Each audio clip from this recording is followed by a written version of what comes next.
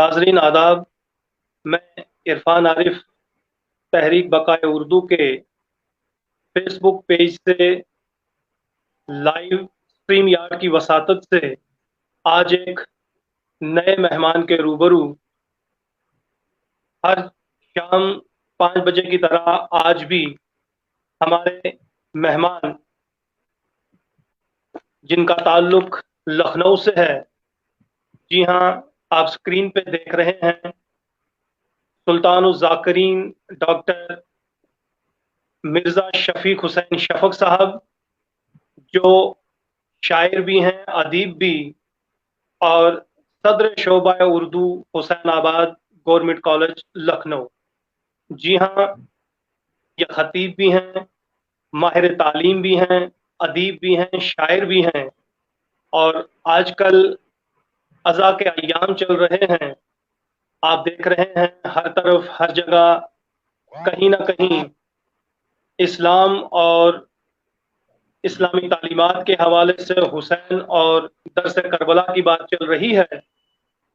چاہے میر ہوں، غالب ہوں، جوش ہوں، محمد علی جوہر ہوں، ان کے علاوہ بہت سارے مسلم اور غیر مسلم شعراء حضرات نے حسین کو خراج عقیدت پیش کیا ہے۔ واقعہ کربلا یا سانحہ کربلا کو اپنی اپنی قلم کے زور پہ قلم بند کیا ہے۔ میں زیادہ کچھ نہ کہتے ہوئے آج کی گفتگو تحریک بقائے اردو کی پیشکش کی جانب سے سانحہ کربلا کی عصری معنویت لے کر آپ کے روبرو ہیں ڈاکٹر شفیق حسین شفق صاحب لکھنؤ سے۔ سب سے پہلے میں ڈاکٹر مرزا شفیق حسین شفق صاحب آپ کا استقبال کرتا ہوں کہ آپ نے بہت ہی مصروف ترین وقت میں سے کچھ وقت ہمارے لیے نکالا، اس کے لیے میں آپ کو خوش آمدید کہتا ہوں، آپ کا استقبال کرتا ہوں، آپ کا خیر مقدم کرتا ہوں۔ عرفان عارف صاحب، میں بھی آپ کا شکریہ ادا کرتا ہوں کہ تحریک بقائے اردو کے حوالے سے آپ نے ہمیں موقع دیا کہ ہم لوگوں تک سانحہ کربلا کے حوالے سے جو اس کی عصری اہمیت ہے اور جو اس کی عصری معنویت ہے، کربلا کا ایک پیغام، کربلا کا ایک میسج پہنچا سکیں۔ اس میں آپ کا بھی اور آپ کے صفحے کا بھی، آپ کی پوری ٹیم کا میں ذاتی طور پر شکر گزار ہوں، اور اب اپنی بات کا آغاز کرتا ہوں۔ اعوذ باللہ من الشیطان اللعین الرجیم، بسم اللہ الرحمن الرحیم۔ قال اللہ تبارک و تعالی فی کتابہ المبین، ولا تحسبن الذین قتلوا فی سبیل اللہ امواتا بل احیاء عند ربہم یرزقون۔ میں اپنے تمام علم دوست اور ادب نواز دوستوں کی خدمت میں سلام محبت و عقیدت پیش کرتا ہوں، اور جیسا کہ آپ حضرات کے علم میں ہیں، آج ہمارا موضوع گفتگو ہے سانحہ کربلا کی عصری معنویت۔ دراصل کسی بھی سانحے یا کسی بھی واقعے کی ہمیں اگر عصری معنویت یا عصری اہمیت کو سمجھنا ہے تو پہلے اس واقعے کے اسباب اور عوامل پر غور کرنا ہوگا کہ آج اگر کربلا کا واقعہ بلا قید مذہب و مسلک اتنا زیادہ مقبول اور محبوب ہے تو اس کا ریزن کیا ہے، اس کا سبب کیا ہے، اس کی وجہ کیا ہے۔ تو جب ہم غور کرتے ہیں اس زاویے سے کہ کربلا کے واقعے کی مقبولیت اور محبوبیت کی جو وجہ ہے وہ کیا ہے، تو ہمیں اس کی وجہ اور اس کا سبب جو نظر آتا ہے وہ انسانی اقدار اور انسانی جذبات و احساسات کی فراوانی ہے۔ کہ یہ کربلا کا واقعہ ایسا ہے کہ یہاں انسانی تمام قدریں موجود ہیں، یہاں انسانی وہ تمام احساسات اور جذبے ہیں جو ایک انسان کو دوسرے انسان سے قریب لاتے ہیں۔ اور سب سے بڑی وجہ یہ بھی ہے اس واقعے کی مقبولیت اور محبوبیت کی کہ میں یہ عرض کر دوں کہ کربلا کا جو واقعہ ہے، یہ جو جنگ ہے جو یزید اور فرزند رسول حضرت امام حسین علیہ السلام کے درمیان ہوئی، یہ جنگ دراصل اگر دو مذاہب کے درمیان ہوتی تو آج شاید اس واقعے کی اثر انگیزی اتنی نہ ہوتی جتنی ہے۔ آج جس طرح سے یہ ہمارے قلوب پر، ہمارے دلوں پر، ہمارے اذہان پر جو اثر کر رہا ہے وہ اثر نہیں کرتا۔ اگر یہ جنگ دو مذاہب کے لوگوں کے درمیان ہوتی تو ظاہر سی بات ہے کہ جو دوسرا مذہب ہوتا، اس مذہب کے ماننے والے کبھی بھی اس واقعے کو تسلیم نہ کرتے، ہر چند کے انہوں نے مظالم ڈھائے ہوتے، ہر چند کے انہوں نے ظلم کیا ہوتا، لیکن اس کے باوجود بھی وہ کبھی بھی اس سانحے سے قلبی طور پر وابستہ نہ ہوتے، کیونکہ مذاہب کے مسائل سامنے آ جاتے۔ ایک مذہب کا دوسرے مذہب پہ غلبہ پانے کا جو عزم تھا وہ کبھی بھی دونوں مذاہب کے لوگوں کے درمیان اس واقعے کو مقبول اور محبوب نہ ہونے دیتا۔ تو یہ جو جنگ ہے دراصل کربلا کی جنگ، یہ کسی مذہب سے جنگ نہیں تھی۔ امام حسین نے کسی مذہب کو نافذ کرنے کے لیے جنگ نہیں کی تھی اور کسی مذہب کو ختم کرنے کے لیے جنگ نہیں کی تھی۔ اس جنگ کی سب سے اہم خوبی یہ ہے کہ جو جنگ تھی دراصل یہ خود مسلمانوں کے درمیان تھی، ایک ہی مذہب کے لوگوں کے درمیان تھی۔ یہ الگ بات ہے کہ جو جنگ کر رہے تھے امام حسین کے ساتھ، جب انہوں نے امام حسین سے جنگ کا اعلان کر دیا، جب انہوں نے امام حسین سے بیعت کا سوال کر دیا تو وہ مسلمان نہیں رہے، دائرہ اسلام سے خارج ہو گئے، مگر وہ نام نہاد مسلمان تو تھے ہی، اس سے کوئی انکار نہیں کر سکتا۔ اگر یہی جنگ عیسائیوں سے ہوئی ہوتی، اگر یہی جنگ یہودیوں سے ہوئی ہوتی، اگر یہی جنگ ہندوؤں سے ہوئی ہوتی تو اس جنگ کا وہ اثر نہ ہوتا جو آج ہے، جو عالمی آفاقیت کربلا کو آج حاصل ہے وہ نہ ہوتی، کیونکہ ایک مذہب کے ماننے والے دوسرے مذہب کے ماننے والوں کو ہمیشہ رد کرتے رہتے۔ تو یہاں کمال یہ ہے اس جنگ کا کہ جنگ خود مسلمانوں اور نام نہاد مسلمانوں کے درمیان تھی، حق پرستوں اور باطل پرستوں کے درمیان تھی۔ یہ جنگ سچ اور جھوٹ کی جنگ تھی، یہ جنگ رات کے اندھیروں اور دن کی روشنی کی جنگ تھی، یہ جنگ اصولوں کی جنگ تھی اور بے ضابطگیوں کی جنگ تھی۔ ایک طرف اصول تھے اسلامی، ایک طرف بے ضابطگیاں تھیں، ایک طرف روشنیاں تھیں، دوسری طرف اندھیرے تھے، ایک طرف حق تھا، دوسری طرف باطل تھا، ایک طرف سچائی تھی اور دوسری طرف طاغوتی قوتیں تھیں۔ تو اس لیے اس جنگ کا ایک مثبت پہلو یہ بھی ہے، عوام میں مقبولیت حاصل کرنے کا جو سبب یہ واقعہ بنا، یہ سانحہ بنا کہ اس میں کسی دوسرے مذہب کے ساتھ یہ جنگ نہیں ہوئی تھی۔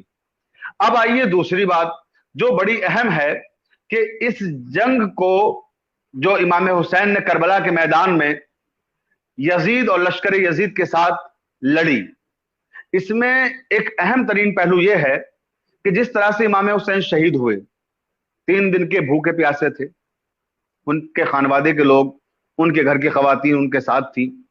تو اس طرح سے تاریخ اسلام میں بہت سارے واقعات آپ کو مل جائیں گے کہ ایک خاندان ہے، کوئی سفر کر رہا ہے اور اس سفر کے دوران قزاقوں نے حملہ کر دیا اور ان کا سامان لوٹ لیا اور انہیں قتل کر دیا، پورے خاندان کو قتل کر دیا گیا۔ لیکن وہ خاندان قتل ہو گیا اور یقیناً وہ ہمدردی کا مستحق قرار پایا انسانی بنیادوں پر کہ اس کے ساتھ زیادتی ہوئی، اسے قتل کر دیا گیا۔ لیکن یہ جو موت ہے یہ دراصل مجبوری والی موت ہے، یہ اختیاری موت نہیں ہے کہ اچانک قزاقوں نے حملہ کر دیا، ڈاکوؤں نے آپ کو لوٹ لیا اور مار ڈالا۔ تو انسانی بنیاد پر ہم ہمدردی آپ کے ساتھ کریں گے، انسانی بنیاد پر ہمارے دل میں آپ کے لیے درد بھی ہوگا، مگر اس کے ساتھ ساتھ سب سے اہم اور بڑا سوال یہ ہے کہ یہ جو ہمدردی ہے دراصل یہ ہمدردی وقتی طور پہ ہوگی، یہ ہمدردی دراصل جزوی طور پر ہوگی، یہ ہمدردی دوام اختیار نہیں کر سکتی، یہ ہمدردی ہمیشگی اختیار نہیں کر سکتی، کیونکہ اس کے بعد کوئی دوسرا سانحہ ہوگا تو ہماری ہمدردی اس سانحے سے متاثر ہونے والے لوگوں کی طرف چلی جائے گی۔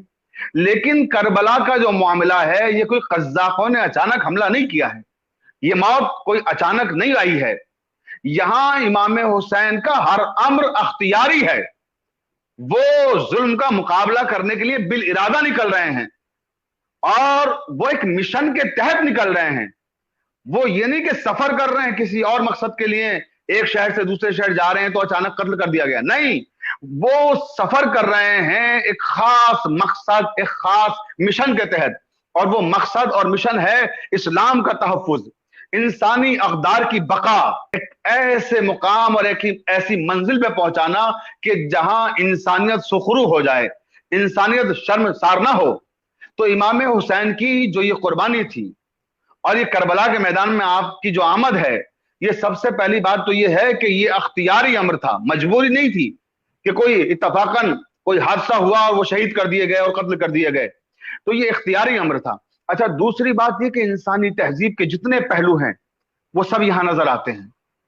मसलन जो हमारे एहसासात हैं, जो हमारे जज्बात हैं, एक भाई और एक भाई के दरमियान जो रिश्ता हो, मोहब्बत का रिश्ता, जो अखुवत का रिश्ता, तो वो रिश्ता हमें करबला में देखने मिलेगा कि हजरत अबुल फजल अब्बास अलैहिस्सलाम और इमाम हुसैन के दरमियान एक मिसाली भाई की मोहब्बत, कि भाई भाई से कैसे मोहब्बत करता है। फिर बाप और बेटे की मोहब्बत, हजरत अली अकबर और इमाम हुसैन की मोहब्बत। फिर बाप और बेटी की मोहब्बत, जनाब सकीना और इमाम हुसैन की मोहब्बत। फिर फूफी और भतीजी की मोहब्बत, जनाब सकीना और जनाब ज़ैनब की मोहब्बत। फिर बहन और भाई की मोहब्बत, जनाब ज़ैनब और इमाम हुसैन की मोहब्बत। और इसी के साथ एक दोस्त की दोस्त से मोहब्बत क्या है, जनाब हबीब इब्न मज़ाहिर और इमाम हुसैन की मोहब्बत, दोस्ती की आला तरीन नजीर है। या फिर अज़वाज का एहतराम, ज़ौजा से किस तरह से पेश आना चाहिए, उनके जज्बात का किस तरह से ख्याल रखना चाहिए। तो करबला एक दर्सगाह है और यहां हर पहलू इंसानी जिंदगी का मौजूद है, जिसकी वजह से जब हम असरी मसाइल का शिकार होते हैं और जब हमें यह महसूस होता है कि हम परेशानियों में हैं, हम इब्तलाआत में मुब्तला हो गए हैं, तो एक सानहाए करबला ऐसा सानहा है जो हमारे सफ़े ज़हन पर उभरता है। और जब हम उस सानहे को सोचते हैं, महसूस करते हैं, तो यकीन जानिए कि हमारे जो गम होते हैं वो गम हमें हींच नजर आते हैं, मामूली लगने लगते हैं। हमारे सामने गमों का पहाड़ बन के करबला आ जाती है, जो हमें हौसला देती है, जो हमें अज़्म देती है, जो हमें इस्तेहकाम देती है और जो हमें बावकार जिंदगी जीने का सलीका सिखाती है हाथ मिन जिल्ला का नारा जो इमाम हुसैन ने बुलंद किया था करबला के मैदान में, जिल्लत की जिंदगी से इज्जत की मौत बेहतर। यह है असरी जमाने में करबला की अहमियत और मानवियत, कि जब इंसान जमाने में जिल्लतें पाता है, जब इंसान हर तरफ रुसवाइयों के जालों में फंसा होता है और उस वक्त उसे इज्जत की जिंदगी की तलाश होती है, उसे तहजीबी अक़दार की तलाश होती है, तो फिर उसके जहन पर जो वाकया, जो सानहा सबसे पहले उभर कर सामने आता है वो है सानहाए करबला। एक अबदियत लिए हुए, एक पैगाम मोहब्बत लिए हुए, एक पैगाम अखुवत लिए हुए करबला हमारे जहनों पर उभरती है, और न सिर्फ उभरती है, हमारे जहनों पर मुहीत हो जाती है, हमें अपने हिसार में ले लेती है। तो सानहा करबला एक ऐसा सानहा है कि जिसने हर मजहब के इंसानों को और हर मसलक के इंसानों को अपने हिसार में ले लिया है, और इंसान इससे मुतासिर हुए बगैर नहीं रह पाता है। देखिए, मैं इस मौके पर एक मिसाल देना चाहता हूं। मसलन हम एक नॉवेल पढ़ते हैं, एक अफसाना पढ़ते हैं। जब हम अफसाना पढ़ते हैं तो हमें जो उस अफसाने या नॉवेल के जालिम किरदार होते हैं उनसे खुद ब खुद नफरत होने लगती है, और जो नेकी के किरदार होते हैं, जो अच्छे किरदार होते हैं, उनसे खुद ब खुद हमें मोहब्बत होने लगती है। मसला क्या है? मसला यह है कि इंसान की जिबिल्लत में, इंसान की फितरत में यह बात शामिल है कि जुल्म से नफरत और मजलूम से मोहब्बत करना। इसके लिए कोई मजहब की कैद नहीं है। हर मजहब का इंसान जालिम से नफरत करता है, हर मजहब का इंसान मजलूम से मोहब्बत करता है। जबकि हम जानते हैं नॉवेल और अफसानों में कि ये बातें फर्जी हैं, ये किस्से फर्जी हैं, लेकिन उसके बावजूद भी हमारे दिलों में मजलूम किरदारों के लिए मोहब्बत पैदा हो जाती है। तो फिर जो वाकया सच्चा हो, जो सानहा सच्चा हो, यानी करबला का वाकया एक अबदी सच्चाई है, एक रोशन तरीन हकीकत है, तो फिर इसके किरदारों से मोहब्बत होना भी एक फितरी अम्र है। कि हम किसी भी मजहब के मानने वाले हों, किसी भी मसलक से ताल्लुक रखने वाले हों, सानहा करबला के साथ हमारी जहनी वाबस्तगी हो जाती है, इसलिए कि ये वो वाकया है जहां तमाम तर जुल्म अपनी कुव्वत और ताकत के साथ मजलूमीन पर ढाए गए, जहां जालिम कुव्वतों ने मजलूमीन पर कोई जुल्म ऐसा नहीं था जो नहीं ढाया हो, कोई जुल्म ऐसा नहीं था कि जो करबला में ना हुआ हो, बल्कि मैं कहूंगा इस मौके पे कि अगर कोई जुल्म ऐसा है कि जो करबला में ना हुआ हो तो वो अपने ऊपर पछताएगा कि हम क्यों ना करबला में हुए। तो ऐसा कोई जुल्म है ही नहीं जो करबला में ना हुआ हो। प्यासा इन्हें रखा गया, भूखा इन्हें रखा गया, खंजरों से इनके गले काटे गए, तलवारों से इनके जिस्म के टुकड़े किए गए, पत्थर इन पे बरसाए गए, नेजे इनको मारे गए, छुरियां इन पे चलाई गई, चाकू इन पे चलाए गए, और इंतहा ये हो गई कि लाशों को पामाल किया गया। और न सिर्फ लाशों को पामाल किया गया, इनके हरम के खैमों को जला दिया गया, बच्चों पे ऐसे ऐसे जुल्म ढाए गए कि तारीख लर्ज़बर अंदाम है उनका तसव्वुर करके। तारीख कांप लगती है उनके बारे में सोचकर कि करबला में ऐसे मजालिम, ऐसे जुल्म ढाए गए, 6 महीने के बच्चे तक पे रहम नहीं खाया गया। 6 महीने के बच्चे के लिए इमाम हुसैन जब करबला के मैदान में पानी मांगते हैं तो उसके जवाब में हुरमला का तीर मिलता है। यही वो बातें हैं कि जो हमारे मौजूदा जमाने में मसालिक और मजाहिब की कैद से बुलंद होकर इंसान को सोचने पे मजबूर करती हैं। और करबला का सानहा और करबला का वाकया इंसानियत का एक आला तरीन नमूना बनकर हमारे सामने आता है। क्यों? क्योंकि जब इंसान पे जुल्म होता है, जब इंसान पे सितम होता है, जब इंसान किसी इब्तला में मुब्तला होता है तो उसे फिर इमाम हुसैन याद आते हैं, उसे इमाम हुसैन का खानवादा याद आता है, उसे इमाम हुसैन के अहले हरम याद आते हैं। ये करबला का जो वाकया है इसने उर्दू अदब पर भी अपना गहरा असर कायम किया, क्योंकि तहरीक बकाए उर्दू के हवाले से ये प्रोग्राम हो रहा है तो हम इस जहत और इस रुख पे भी बात करेंगे कि इसके असरात उर्दू अदब पर क्या पड़े। यहां मैं अर्ज कर दूं कि उर्दू अदब नहीं, दुनिया का कोई अदब हो, अरबी अदब, फारसी अदब, अंग्रेजी अदब, किसी भी जबान की बात कर लीजिए आप, हर जबान के अदब पर करबला ने असर डाला है।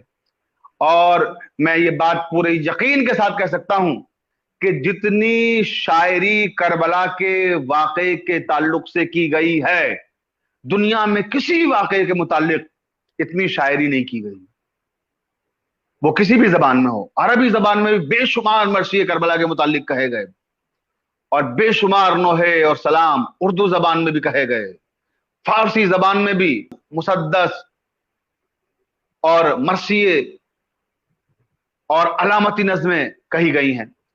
कोई जबान भी, अंग्रेजी हो, अंग्रेजी में बेशुमार खजाना है करबला के शहीदों को जो खिराज अकीदत पेश करने के लिए अंग्रेजी जबान के माहिरीन के पास मौजूद है। तो इस तरह से हम देखते हैं कि सारी दुनिया की जबानों में इमाम हुसैन की इस कुर्बानी का जिक्र मिलता है और दुनिया का हर इंसान इस कुर्बानी से मुतासिर नजर आता है। बल्कि मुझे इस मरहले पर हमारे शहर के एक बहुत बड़े अदीब हैं, एक बहुत बड़े राइटर हैं और उनका ताल्लुक हिंदू मजहब से है, डॉक्टर योगेश परवीन, वो मुझे इस मरहले पे याद आ रहे हैं। उन्हीं ने अज़ादारी पर काफी काम किया है, हिंदी में सब बहुत काम किया उन्होंने, हिंदी अदब में काफी उन्होंने करबला को अच्छे अंदाज में मुतारिफ कराया है और उनके मज़ामीन, उनके आर्टिकल्स यहाँ बड़े अखबारों में छपते हैं और उनकी किताबें काफी छपी हैं। जो लखनऊ के अदब पर भी बहुत ही अहम काम किया है उन्हीं ने। तो अल मुख्तसर ये कि मुख्तलिफ जबानों, मुख्तलिफ अदब पर उनका काम है, खासकर अज़ादारी इमाम हुसैन और करबला के हवाले से बहुत अहम काम है। उन्हीं ने अपनी एक किताब में एक वाक़या तहरीर किया है, मैं अपने नाजरीन को बकाए उर्दू के हवाले से सुनाना चाहता हूँ कि उन तक ये बात पहुंचे, तहरीक बकाए उर्दू के तमाम सुनने वाले सुने कि एक हिंदू किस तरह से करबला के बारे में सोचता है, एक हिंदू किस तरह से सानहा करबला के बारे में सोचता है। वो कहते हैं कि मैंने ये सोचा कि दुनिया में कोई ऐसा मरकज, ऐसा प्लेटफॉर्म जिसे हम अमन का गहवारा कह सकें, जिसे हम अमन का मरकज कह सकें, वो तलाश किया जाए कि कौन सी जगह ऐसी है जहां तमाम अक़वाम आलम यकजा हो जाएं, कोई ऐसा मरकज कि जिस पर आकर तमाम दुनिया के लोग अपने सर को झुका दें। वो ऐसे दरवाजे की तलाश में थे जिसे यूनिटी का प्लेटफॉर्म कह सकें, जिसे कौमी यकजहती का बाप कह सकें। तो वो कहते हैं जब मैं इस जुस्तजू में, इस तलाश में था, तो सबसे पहले, क्योंकि वो हिंदू थे, कहते हैं कि मैं मंदिर में गया, मेरे जहन में ये बात आई शायद मंदिर जो है एक इस तरह का मरकज है कि जिसे हम यकजहती का प्लेटफॉर्म कह सकें। लेकिन जब वो मंदिर में पहुंचे तो वो कहते हैं कि मैंने देखा यहां सिर्फ अहले हुनूद हैं, हिंदू हजरात हैं, यहां मुसलमान नहीं हैं, यहां ईसाई नहीं है, यहां यहूदी नहीं है, यहां मजूसी नहीं है, यहां दूसरी कौमें नहीं हैं। तो वो कहते हैं कि ये इत्तेहाद का मरकज नहीं हो सकता। फिर उसके बाद मेरा रुख मस्जिद की तरफ हुआ और मैंने सोचा शायद मस्जिद इत्तेहाद का मरकज हो, यहां सारी कौमें जमा हो जाएं।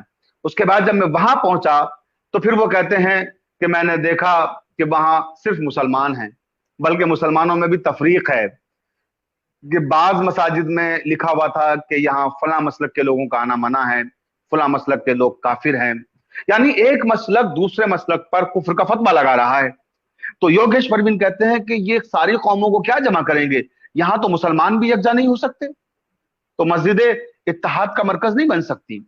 यहां सिर्फ मुसलमान हैं, यहां क्रिश्चियन नहीं, यहां ईसाई नहीं है, यहां यहूदी नहीं है, यहां मजूसी नहीं है, यहां अहले हुनूद नहीं है।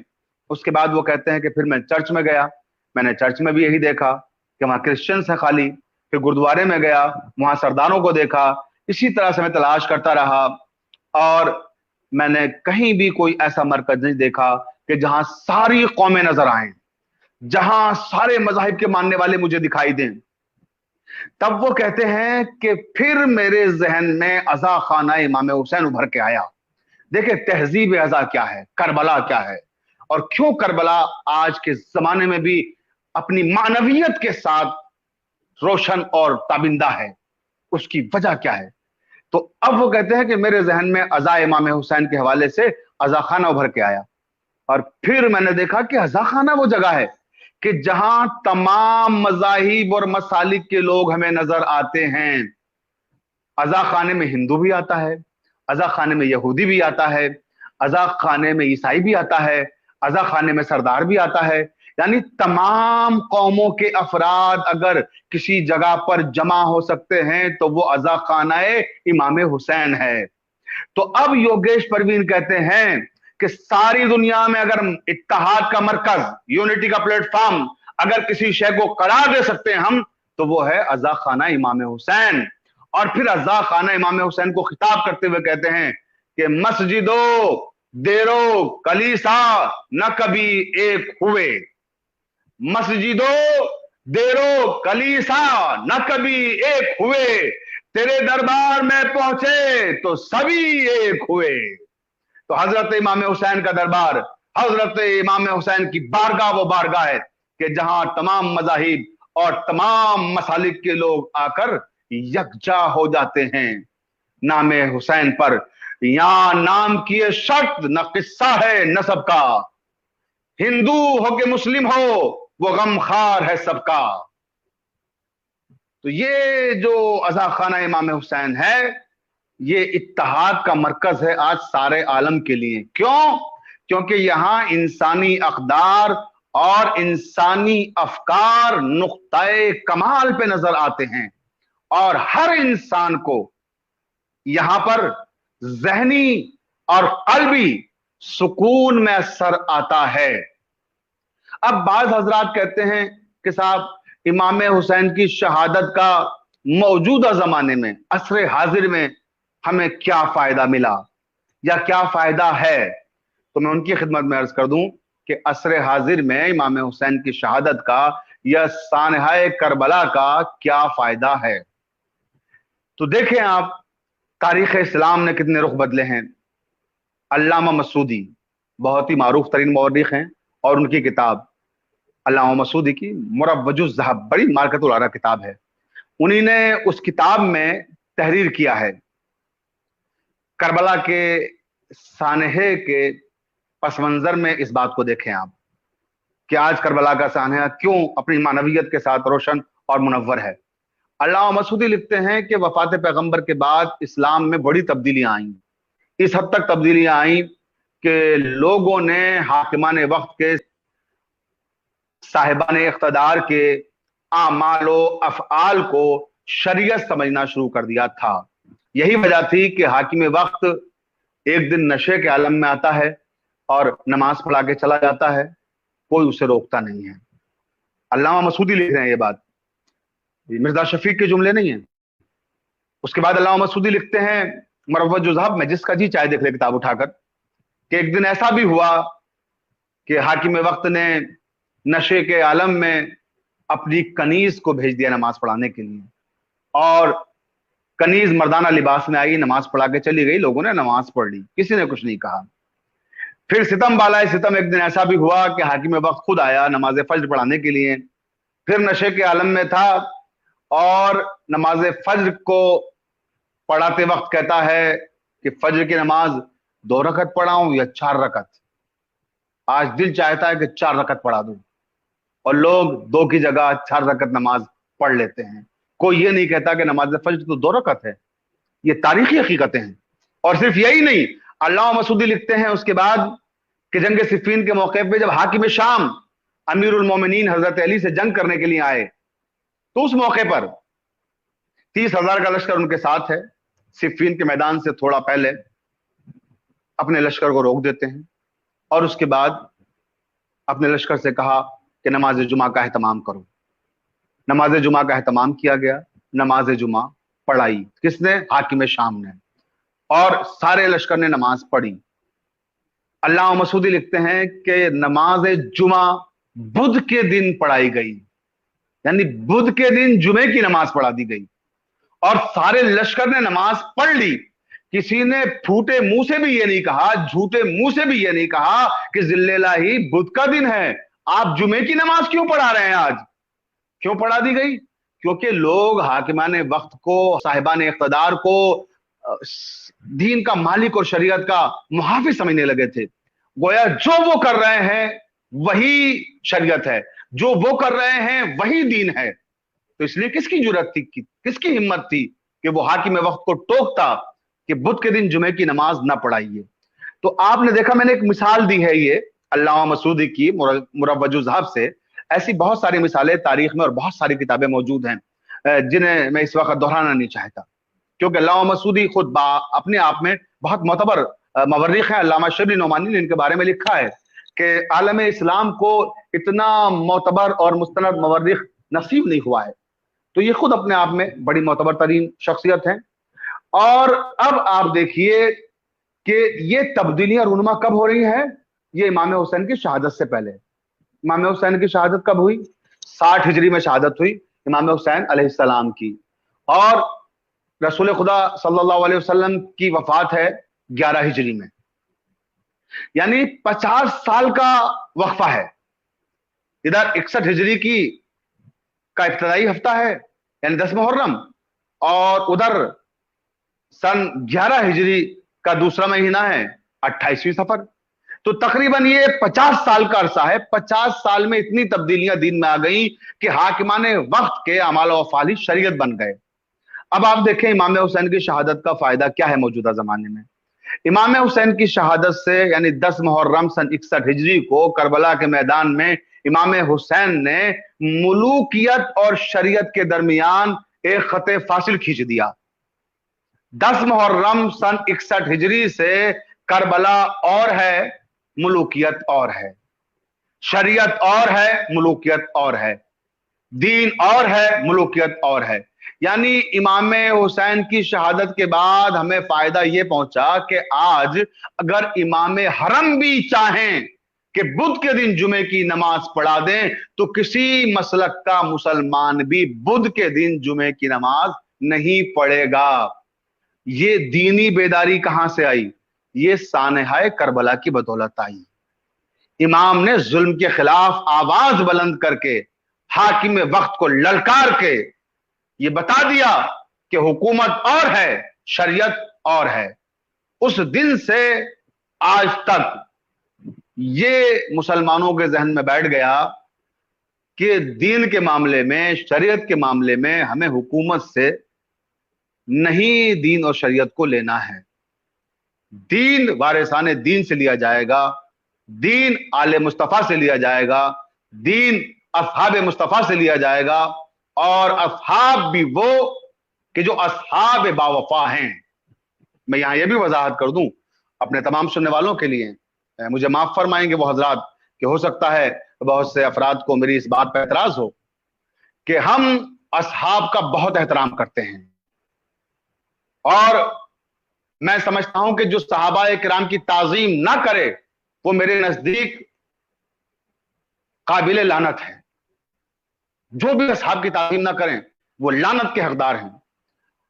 میں یہ بات تحفظ بقائے اردو کے حوالے سے پوری دنیا تک پہنچانا چاہتا ہوں کہ ہم صحابہ کرام کا ویسے ہی احترام کرتے ہیں جیسے ہمارے دوسرے مسالک اور ہمارے دوسرے برادران اسلامی کرتے ہیں، مگر ہم ان صحابہ کا احترام کرتے ہیں کہ جو رسول خدا صلی اللہ علیہ وسلم کے ساتھ وفادار رہے. علامہ اقبال نے کہا تھا کہ کی محمد سے وفا تو نے تو ہم تیرے ہیں، یہ جہاں چیز ہے کیا لوح و قلم تیرے ہیں.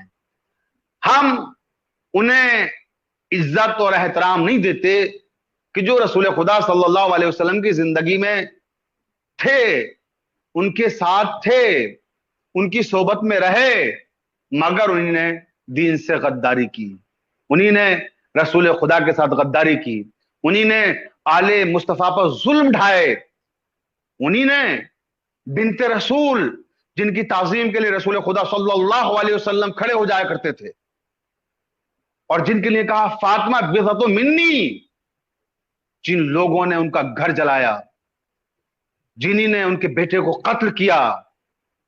آپ بتائیے، خود انصاف کیجئے کہ کیسے انہیں ہم ان صحابہ کے ساتھ رکھیں کہ جو رسالت مآب صلی اللہ علیہ وسلم کے وفادار ہیں. اس سے یہ بات ظاہر ہوتی ہے کہ صحابہ بھی دو طرح کے ہیں، ایک نیک اور ایک بد. کیونکہ رسول اسلام صلی اللہ علیہ وسلم کی ایک حدیث موجود ہے، آپ نے فرمایا قال رسول اللہ صلی اللہ علیہ وسلم انا الشمس وعلی کالقمر واصحابی کالنجوم. اللہ کے رسول فرما رہے ہیں کہ میں شمس ہوں، سورج ہوں، وعلی کالقمر، اور علی چاند ہیں، واصحابی کالنجوم، اور میرے صحابہ ستاروں کی مانند ہیں. میرے صحابہ ستارے ہیں. تو ظاہر سی بات ہے پھر کون مسلمان ہے کہ جو صحابہ کا احترام نہیں کرے گا کہ نبی کریم صحابہ کو ستاروں سے تعبیر کر رہے ہیں. تو عزیزان محترم یہ بھی خیال رہے کہ ستارے نیک بھی ہوتے ہیں، ستارے بد بھی ہوتے ہیں. اسی طرح سے صحابہ میں بھی دو کیٹیگری ہیں، کچھ وہ ہیں جو رسالت مآب کے وفادار ہیں، کچھ وہ ہیں جو دین سے باغی ہو گئے تھے اور جنہی نے امیر المومنین حضرت علی علیہ السلام سے جنگیں کی ہیں، خلیفۃ المسلمین سے جنگیں کی ہیں. اب اسے ہم خطائے اجتہادی کے پردے میں چھپا نہیں سکتے. بہرکیف یہ ایک الگ بحث ہے. میں عرض یہ کر رہا تھا کہ کربلا کی جو معنویت ہے اس کا ایک سبب یہ بھی ہے کہ امام حسین نے یہ بھی ارشاد فرمایا کہ جیسے صحابہ مجھے ملے کربلا کے میدان میں، ایسے صحابہ نہ میرے نانا کو ملے، نہ میرے بابا کو ملے، نہ میرے بھیا حسن مجتبیٰ کو ملے. یعنی ناز کیا ہے امام حسین نے اپنے اصحاب پر کہ 72 ہیں، مگر وہ ہیں کہ رات کی تاریکی میں امام حسین شمع گل کر دیتے ہیں اور کہتے ہیں جسے جانا ہے چلا جائے، میں تم سے اپنی بیعت کو اٹھا رہا ہوں. لشکر یزید تمہارا دشمن نہیں ہے، میرا دشمن ہے. یہ تمہیں قتل نہیں کرنا چاہتا، یہ مجھے قتل کرنا چاہتا ہے. لہٰذا اگر تم چاہو تو جا سکتے ہو. مگر جب شمع بجھانے کے بعد روشن کی ہے تو کیا دیکھا کہ امام حسین کے اصحاب کے چہرے روشن اور منور ہیں، اور ایک شخص بھی ایسا نہیں ہے کہ جو وہاں سے چلا گیا ہو، بلکہ ہر شخص یہ کہہ رہا آقا جب تک ہمارے جسم میں ایک قطرہ خون بھی باقی ہے تب تک ہم آپ کا ساتھ دیں گے. کسی شاعر نے کہا کہ بجھے چراغ پر ہم دوستی پرکھتے ہیں، बुझे चराग पा हम दोस्ती परखते हैं, ये रस्म अपने कबीले में इब्तदा से है। तो करबला दोस्तों के परखने का एक मेयार भी है, पैमाना भी है। करबला असहाबे हुसैनी के लिए एक ऐसी कसौटी है जिन्होंने ये साबित कर दिया कि अगर वफादारी का दर्स लेना है तो करबला से लो। तो अजीजों, करबला की आफाकियत और करबला की मानवियत के ताल्लुक से अगर हम गुफ्तगू करेंगे तो बहुत तवील होती रहेगी। आइए अब इस गुफ्तगू को मुख्तसर करते हैं और अब उर्दू अदब के हवाले से, उर्दू शायरी के हवाले से गुफ्तगू करके बात को हम अपनी तमाम कर देंगे। आप देखें कि अगर उर्दू अदब और उर्दू शायरी के हवाले से हम गुफ्तगू करेंगे तो जैसा कि अभी हमारे दोस्त जनाब इरफान आरिफ साहब ने इब्तदा में अशार कोट किए थे, कुछ अशार नकल किए थे और उन्हीं ने मुख्तलिफ शोरा के अशार करबला के मुतालिक पेश किए। उसमें मीर तकी मीर का शेर भी इन्होंने पेश किया, मोहम्मद अली जौहर का शेर भी पेश किया और दीगर शोरा के अशार भी पेश किए। तो मीर से लेकर इरफान सिद्दीकी तक उर्दू शायरी का जो चराग है, वहां हर जगह उस चराग की रोशनी में करबला रोशन होती हुई नजर आएगी आपको। तमाम शोरा ने, चाहे वो हमारे क्लासिकल शोरा हों, मीर गालिब और दूसरे शोरा, और चाहे हमारे जदीद शोरा हों, इफ्तिखार आरिफ, इरफान सिद्दीकी, मजीद अमजद, मुनीर नियाजी और बहुत सारे दीगर शोरा, और चाहे हमारे तरक्की पसंद शोरा हो, कैफी आजमी, सरदार जाफरी और जानिसार अख्तर, मजरू सुल्तानपुरी और दीगर शोरा, और चाहे वो हमारे मौजूदा अहद के शोरा हों, तमाम शोरा के यहाँ करबला के मुतालिक शायरी आपको मिल जाएगी। लेकिन हमारे मासिर अहद में दो शायर ऐसे हैं कि जिन्होंने सानहाए करबला को बतौरे शेरी इस्तारा अपनी गजल में जगह दी, और न सिर्फ अपनी गजल में जगह दी बल्कि उर्दू गजल को एक नए मिनहाज पर ले आए। उर्दू गजल का मिजाज बदल दिया कि आज हर शायर जब गजल कहता है वही गजल के हिकायत बयार गुफ्तन के जिसमें महबूब की बातें की जाती थी, आज उसी गजल में करबला की बातें की जा रही हैं। आज उसी गजल में मासिर अहद के मसाइल को अलामात करबला के पर्दे में पेश किया जा रहा है। और जैसा कि मैंने अर्ज किया, अगर मैं सारे शोरा का तज़किरा करूंगा तो बात बहुत तवील हो जाएगी, और अभी हमारे पास वक्त कितना है, मेरे ख्याल से तकरीबन आधा घंटा हो चुका है, और बस 5-10 मिनट की गुफ्तगू और हम करेंगे। उसके बाद अभी मेरे दूसरे चैनल पे क्योंकि प्रोग्राम है और मजालिस भी लगी हुई हैं, तो इसलिए मैं अपनी गुफ्तगू को अब इख्तितामिया शक्ल दे रहा हूँ और मंजिल तकमील की तरफ ला रहा हूँ, इन दो शोरा का जिक्र करते हुए कि जिन्होंने उर्दू गजल को एक नया मिनहाज और एक नया मिजाज दिया है, और उनका नाम है इफ्तिखार आरिफ और इरफान सिद्दीकी। मैं यहां यह भी वाज़ेह कर दूं कि दोनों शोरा हमारे अहले सुन्नत वल जमात के मसलक से ताल्लुक रखते हैं।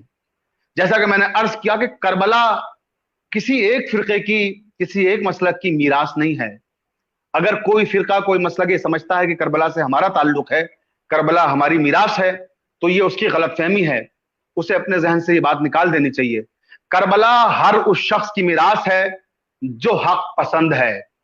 करबला हर उस शख्स की मीरास है जो सदाकत पसंद है। करबला हर उस शख्स की मीरास है जो उसूल पसंद है। करबला हर उस शख्स की मीरास है जो रोशनी पसंद है। करबला हर उस शख्स की मीरास है कि जो दीन और शरीयत के आईन का एहतराम करने वाला है। तो अजीजान मोहतरम, करबला पे किसी एक मसलक का हक और अख्तियार नहीं है।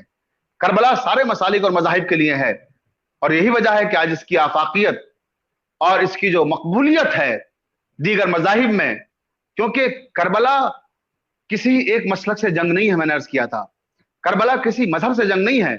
करबला जंग है जुल्म के साथ, करबला जंग है तागूतियत के साथ, करबला जंग है बातिल के साथ, करबला जंग है यजीदियत के साथ। तो इसलिए ये तमाम मसालिक की मीरास है। और मैं तो ये बात बड़े इफ्तिखार के साथ कहता हूं, और तहरीक बकाए उर्दू के इस पेज पर भी ये बात मुकाम इफ्तिखार पर कह रहा हूं कि जिस तरह से उर्दू गजल में अलामात करबला को जिस मानवियत के साथ इफ्तिखार आरिफ और इरफान सिद्दीकी ने पेश किया है, खुद उस मसलक के लोग भी उस मानवियत के साथ और उस रूहानियत के साथ नहीं पेश कर सके जो इसे अपनी विरासत समझते हैं।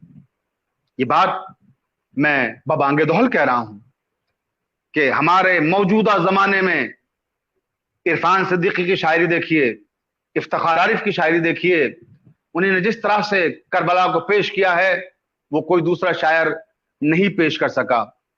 आप देखिए कि मौजूदा जमाने में किस तरह से वो हमारी मौजूदा कैफियत को करबला के साने से हम आहंग करते हैं। कहते हैं इफ्तिखार आरिफ कि बुलंद हाथों में जंजीर डाल देते हैं, बुलंद हाथों में जंजीर डाल देते हैं, अजीब रस्म चली है दुआ ना मांगे कोई। आप देखिए मौजूदा जमाने में जो हो रहा है, किस तरह से पाबंदियां लगाई जा रही हैं, किस तरह इजहार ख्याल की आजादी को जब्त किया जा रहा है, किस तरह से उसूलों को रौंदा जा रहा है, किस तरह से हक और सच बोलने वालों को कैदोबंद की मुसीबतों में मुब्तला किया जा रहा है। अहले नजर और साहिब फहम हैं, वो मेरी बात को यकीनन समझ रहे होंगे कि इफ्तिखार आरिफ के शेर के हवाले से मैं क्या कहना चाहता हूं। बुलंद हाथों में जंजीर डाल देते हैं, अजीब रस्म चली है दुआ ना मांगे कोई। इस जमाने में इंसाफ तलब करना भी जुर्म बन गया है। तो ऐसे जमाने में इफ्तिखार आरिफ कितने खूबसूरत अंदाज में खिराज अकीदत पेश करते हैं शोहदाए करबला को, और मौजूदा जमाने की कैफियत को अपनी शायरी में, अपनी गजलों में किस तरह से जगह दे रहे हैं। कहते हैं दमिश्क के मसलहतों कूफे निफाक के बीच, देखिए मौजूदा सूरत हाल, दमिश्क के मसलहतों कूफे निफाक के बीच फुगाने काफिले बेनवा की कीमत क्या, फुगाने काफिले बेनवा की कीमत क्या। आपने देखा कि सच्चाई की तरफ इस शेर में इफ्तिखार आरिफ ने इशारा किया है। या फिर कहते हैं वही प्यास है वही दश्त है वही घराना है, वही प्यास है वही दश्त है वही घराना है, मशकीजे से तीर का रिश्ता बहुत पुराना है, मशकीजे से तीर का रिश्ता बहुत पुराना है। यानी जालिम मजलूम पर हमेशा जुल्म ढाता रहा है, और जालिम आज भी जहां उसके पास इख्तिदार आया, जहां उसके पास कुव्वत आई, जहां उसके पास ताकत आई, तो सबसे पहला निशाना मजलूम को बनाता है। और आज बहुत सारे ऐसे अफराद व हजरात हैं जो जालिमीन के जुल्म का निशाना बन रहे हैं। उनके कल्चर को, उनकी तहजीब को मस्ख करने की कोशिशें की जा रही हैं, उनकी तहजीब को बदलने की कोशिशें की जा रही हैं, और इस तरह से जमाने में ये कोशिशें जारी हैं कि किसी तरह से भी हम एक कल्चर को सिर्फ सारी दुनिया पे मुसल्लत कर दें और दूसरे कल्चर को, दूसरी तहजीब को खत्म कर दें, जो कि उनकी गलत फहमी है। सिद्दीकी ने किस तरह से हमारे मौजूदा जमाने की जो सूरत हाल है उसे अपनी गजल में जगह दी। अभी मैंने इफ्तिखार आरिफ के कुछ शेर बतौर नमूना पेश किए, और अब आइए इरफान सिद्दीकी के भी कुछ शेर में पेश करता हूँ। हालांकि इरफान सिद्दीकी तो मेरा सब्जेक्ट है, मैंने इरफान सिद्दीकी पे तकरीबन 250 पेज का मकाला इसी हवाले से लिखा है। इरफान सिद्दीकी शख्स और शायर जो लखनऊ यूनिवर्सिटी के लिए लिखा था, और उसके 5 एडिशन अब तक हिंदुस्तान और पाकिस्तान से शाया भी हो चुके हैं। और हमारे नाजरीन और हमारे सामईन अगर चाहें कि तफसील में इस सिलसिले में मजीद मालूमात हासिल करना, तो वो मेरी किताब का भी मुतालिया कर सकते हैं, जो एजुकेशन पब्लिशिंग हाउस दिल्ली से शाया हुई है और पाकिस्तान के इदारों ने छापा है, और MR पब्लिकेशंस दिल्ली से भी शाया हुई है। बहरकैफ उस किताब में हमने जो जदीद शोरा हैं और करबला के सानहे पर जो उनके असरात हैं और उनकी शायरी किस तरह से करबला के सानहे से मुतासिर हुई है, उस पर भी पूरा एक तफसीली बाब तहरीर किया है, और उसमें जदीद शोरा का भी तफसील तस्करा है। लेकिन आइए अब हम इरफान सिद्दीकी की बात कर रहे हैं, क्योंकि सारे शोरा पर मुमकिन नहीं है کہ ہم گفتگو کر سکیں اس مختصر سے وقت میں، اور اب ہمارے پاس وقت بھی بہت کم رہ گیا ہے. تو آئیے عرفان صدیقی کے حوالے سے بات کو کہہ کر مکمل کر لوں کہ عرفان صدیقی نے کہا تھا کہ سنو کہ بول رہا ہے وہ سر اتارا ہوا. دیکھیے کیا خوبصورت شعر ہے، اور کس طرح سے ہمارے عہد کی عکاسی کر رہے ہیں کربلا کے سانے کے ذریعے. سنو کہ بول رہا ہے وہ سر اتارا ہوا، ہمارا مرنا بھی جینے کا استارا ہوا. یہ سرخ پھول سا کیا کھل رہا ہے نیزے پر، یہ کیا پرندہ ہے شاخ شجر پوارا ہوا. دیکھیں کس قدر خوبصورت انداز میں عرفان صدیقی نے ہمارے موجودہ زمانے کی کیفیات کو کربلا کی علامتوں میں پیش کیا ہے. یا یہ کہتے ہیں کہ یہ کس نے دستے بریدہ کی فصل بوئی تھی، یہ کس نے دستے بریدہ کی فصل بوئی تھی، تمام شہر میں نخلے دعا نکل آئے.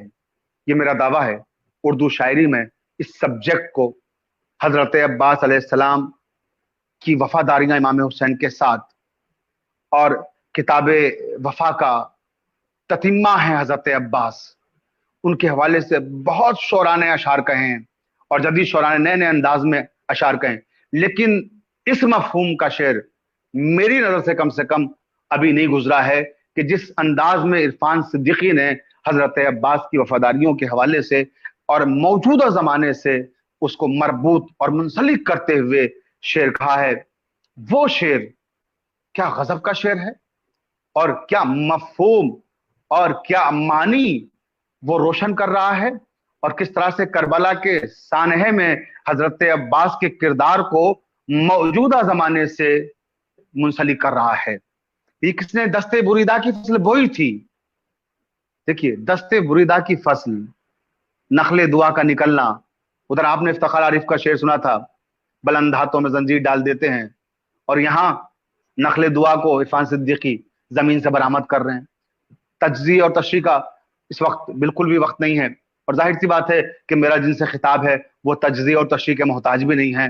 سب علم دوست ادب نواز افراد ہیں، اور سب وہ حضرات و افراد ہیں جنہوں نے عرفان صدیقی کا بھی مطالعہ کیا ہوا ہے، جنہوں نے افتخار عارف کا بھی مطالعہ کیا ہوا ہے، اور جو ہماری جدید شاعری سے بخوبی واقف ہیں. تو مجھے اس لیے تشریح اور تفصیل کی ضرورت نہیں ہے.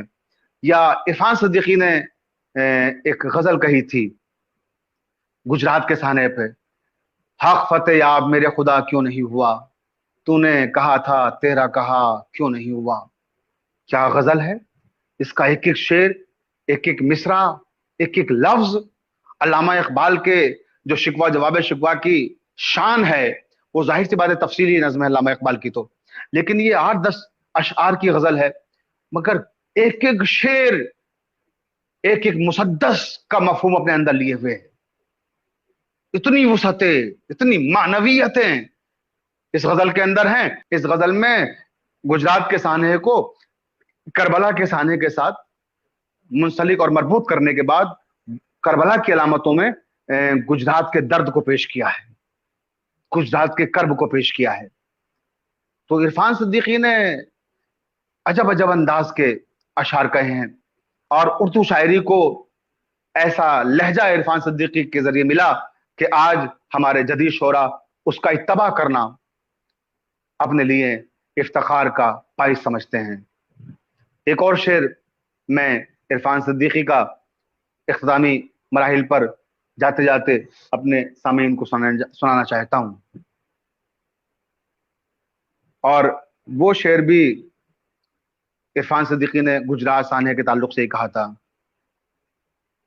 ہم تہی دستوں کے ہاتھوں میں نہ چادر ہے نہ خاک. دیکھیے جناب زینب جناب کلثوم کی بیریدائی، کربلا میں سید سجاد کی موجودگی، اور اب اس کے بعد گجرات کا سانحہ اپنے ذہن میں رکھیے گا، اور پھر عرفان صدیقی کا شعر، ہم تہی دستوں کے ہاتھوں میں نہ چادر ہے نہ خاک، بیویوں تم نے کس امید پا سر کھولا ہے. یہ وہ شعر ہے کہ جو ہر زمانے میں خواتین کے ایک مخصوص کرب کی ترجمانی کرتا رہے گا. تو اس طرح سے عرفان صدیقی معاصر عہد کے مسائل کی ترجمانی کرتے ہیں. اور بس اب اسی کے ساتھ میں اپنی گفتگو کو تمام کر رہا ہوں، اس بات کے ساتھ کہ تہذیبیں ہزاروں سال میں تیار ہوتی ہیں. لوگ हमारे अहद के हाकिमान वक्त सुने इस बात को। मैं अपने अहद के हाकिमों से खिताब करके ये बात कह रहा हूँ कि जो तहजीब बदलने की कोशिशें कर रहे हैं आप, जो तगय्युर लाना चाहते हैं और एक खास जहनीत को सारे समाज और मुआशरे पे नाफिज करना चाहते हैं, वो सुने कि तहजीबें हजारों साल में परवान चढ़ती हैं। हजारों साल में तहजीब कोई एक दिन में परवान नहीं चढ़ती। रोम की तहजीब, मिस्र की तहजीब, ईरान की तहजीब, अरब अजम की तहजीब और हिंद की तहजीब, ये सारी जो तहजीबें हैं ये कोई एक दिन में तैयार नहीं हुई हैं, हजारों साल लगे हैं। लेकिन आज कोई मिस्र की तहजीब को जानता भी नहीं है, रोम की तहजीब से आशना भी नहीं है। आज अरब और अजम की तहजीबें भी हमारी तारीख का हिस्सा बन गई हैं।